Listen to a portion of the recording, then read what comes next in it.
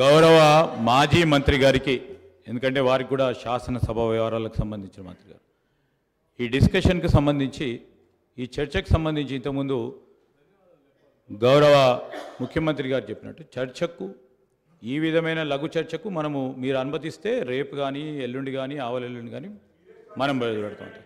అధ్యక్ష, వారికి నేను ఈ విధంగా మీరు అందరికీ మరి అవకాశం ఇస్తే సమయం సరిపోదు సార్. నేను గౌరవ ప్రతిపక్ష సభ్యులను కూడా కోరుతా ఉన్నాను, గవర్నర్ ప్రసంగాన్పై ధన్యవాద తీర్మానం విషయంలో స్పష్టంగా మీరు చెప్పే అనేక అంశాల విషయంలో 50 సంవత్సరాల చరిత్ర గురించి కానీ చెప్పండి. మీరు 10 సంవత్సరాల కాలం పాటు, నేను దాంట్లో 5 సంవత్సరాలు ఉన్నాను, అదే చెప్తూ వచ్చారు. ప్రజలు అందరూ కూడా వింటూ వచ్చారు.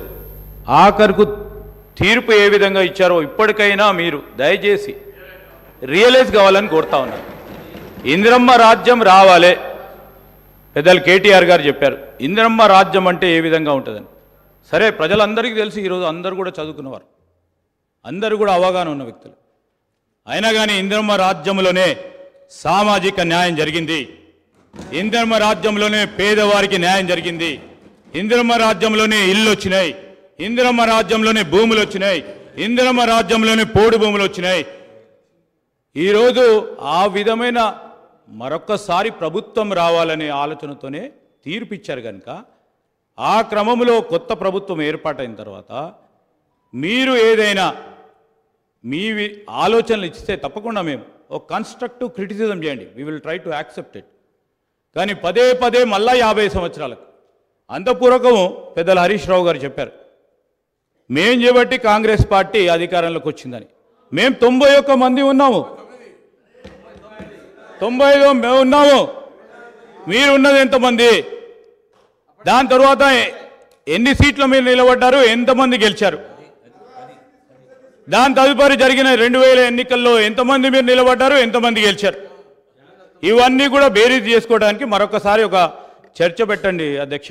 కానీ నేను దయచేసి గౌరవ సభ్యులందరినీ కూడా కోరుతా ఉన్నాను, ఈరోజు గవర్నర్ గారి ప్రసంగంపై ఈరోజు వారి పేరు తీశారనుకో వారు మాట్లాడుతూ అంటారు, వీరి పేరు తీశారనుకో వీరు మాట్లాడుతూ అంటారు. దయచేసి నేను గౌరవ శాసనసభాపతి గారిని కోరుతా ఉన్నాను, ధన్యవాద తీర్మానంపై గౌరవ సభ్యులు మాట్లాడితే సభ అర్థవంతంగా ముందుకు సాగే విధంగా మీరందరూ కూడా సహకరించాలని కోరుతా ఉన్నాను. గౌరవ కేటీఆర్ గారు.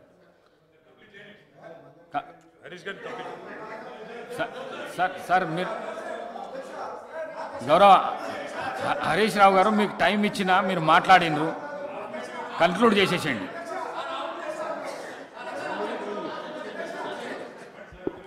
స్పీకర్ సార్, ఇప్పుడు నేను లేవాలని కానీ మాట్లాడాలని అనుకోలేదు. గౌరవ ముఖ్యమంత్రి గారు మాట్లాడుతూ సభను తప్పుదోవిచ్చే విధంగా ఆయన మాట్లాడినప్పుడు సభ యొక్క రికార్డును రెక్టిఫై చేయడం నా బాధ్యత.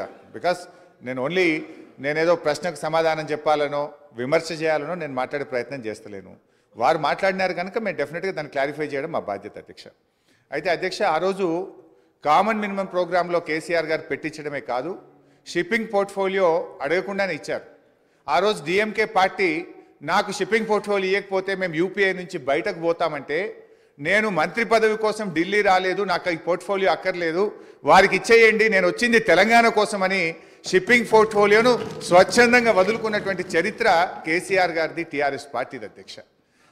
ఈరోజు రేవంత్ రెడ్డి గారు మాట్లాడుతూ మేమేదో పదవులు ఇచ్చామని, పదవులను గడ్డిపోచల్లాగా త్యజించిన చరిత్ర ఈ దేశంలో ఎవరికన్నా ఉందంటే అది కేసీఆర్కు టీఆర్ఎస్ పార్టీకి ఉంది. త్యాగాల పునాదుల మీద తెలంగాణ తెచ్చిన చరిత్ర ఉంది అధ్యక్ష. అనవసరంగా మేమేదో పదవులు ఇచ్చినామని, మేమేదో పదవుల కోసం పాకులాడినామనేటువంటి విధంగా వారు మాట్లాడద్దు. ఆ విషయానికి వస్తే రేవంత్ రెడ్డి గారు ఏబీవీపీలో షురువు అయిండు, టీఆర్ఎస్లో పనిచేసిండు, తెలుగుదేశంలో వేయండు, కాంగ్రెస్లో వేయండు, మరి రేపు ఆడుంటాడో. పార్టీలు మారిన చరిత్రలు మీకున్నాయి, కానీ మాకు అట్లాంటిది ఏం లేదు అధ్యక్ష. ఇకపోతే మా శ్రీధర్ బాబు గారు లేచి మళ్ళీ నన్ను ఆయన గెలికే ప్రయత్నం చేసిండు, లేకపోతే ఆయన గురించి మాట్లాడాల్సిన అవసరం లేదు అధ్యక్ష. ఆ రోజు ఇదే శాసనసభలో కిరణ్ కుమార్ రెడ్డి గారు ముఖ్యమంత్రిగా ఉన్నప్పుడు నీ తెలంగాణకు నీకు ₹1 ఇయ్యనన్నాడు, పేగులు దిగదాకా కొట్లాడింది ఎవరు, పెదవులు మూసింది ఎవరో కూడా ఈ రాష్ట్ర ప్రజలకు గుర్తున్నది అధ్యక్ష. ఉన్నారు ఇవాళ ఇక్కడ చాలా మంది, ఆ రోజు ఉన్న వాళ్ళు కూడా ఇక్కడ ఉన్నారు. ఆ రోజు మేము పేగులు దిగదాకా పోడియంలోకి పోయి కొట్లాడినాము, ఆ రోజు మీరు పెదవులు మూసుకొని మాట్లాడినటువంటి చరిత్ర కూడా కాంగ్రెస్ పార్టీకి ఉంది. అధ్యక్ష, నేను అనేది మాకు ఒప్పుకున్నది అధ్యక్ష. దయచేసి మీరు మా మీద విమర్శలు మాని, ప్రజలు మీకు అధికారం ఇచ్చారు, మీకు అవకాశం ఇచ్చారు. మీరు ప్రజలకిచ్చిన ఆ గ్యారంటీలు ఎలా అమలు చేస్తారో దాని మీద దృష్టి పెట్టే ప్రయత్నం చేయండి. దానికి నిర్మాణాత్మకమైన ప్రతిపక్షంగా మేము సహకరిస్తాం, సూచనలు ఇస్తాం. కానీ ఎంతసేపు మీరు మా మీద నెపాలు నెట్టో, మా మీద బురద జల్లేటువంటి ప్రయత్నం మాని ప్రజలకు మీద ఇచ్చిన హామీల అమలు మీద, పరిపాలన మీద దృష్టి పెట్టండి అని మీ ద్వారా వారికి హితవు. గౌరవ కేటీఆర్ గారు. అధ్యక్ష